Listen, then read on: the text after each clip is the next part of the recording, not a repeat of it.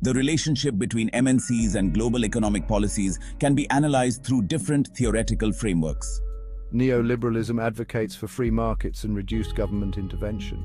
It argues that MNCs drive economic growth and benefit society. Critics argue it leads to inequality and environmental degradation. They advocate for more government regulation to protect the public interest. New mercantilism views economic policy as a tool for national competition. It sees MNCs as instruments of national power and promotes national champions.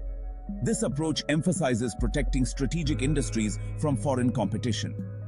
These frameworks provide insights into global economic actors' motivations.